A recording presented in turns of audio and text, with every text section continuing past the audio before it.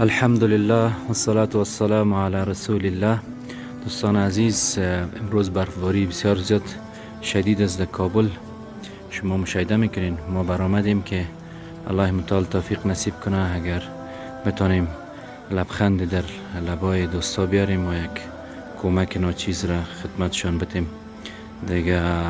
الله متعال توفیق نصیب کنه و کسایی کمک کردن الله متعال پاداش مزید نصیبشان کنه. شما مقدمه رو ببینین انشاءالله که با ما باشین. السلام علیکم.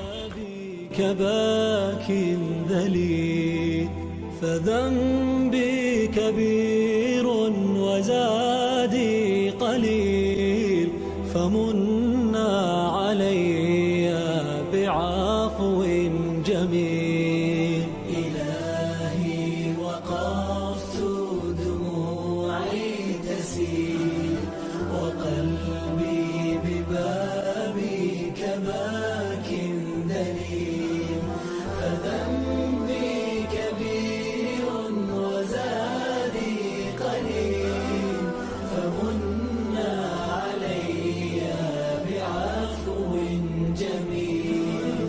أتيت أجر خطايا السنين أتيت إلى أرحم الراحمين وكل اعتقاد وكل يقين بأن لديك شفاء العليل.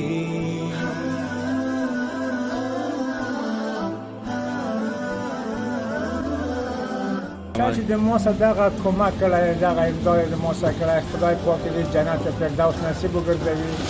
خدای دې خپل دربار کې قبول و مقبول وګرځوي. خدای دې ته خیر دنیوي و اخروی نصیب وګرځوي.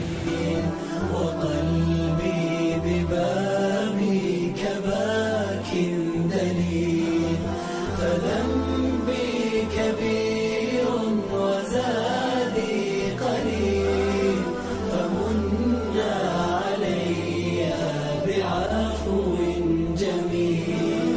سألتك مغفرة للذنوب وسترا لما مسنا من عيوب. چطور هستی؟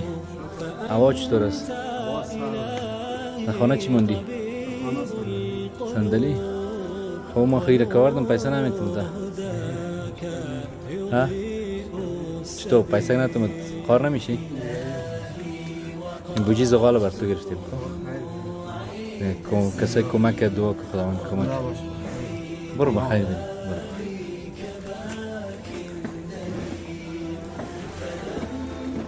انشاءالله که زمستان گرم داشته باشی. بخیر برو.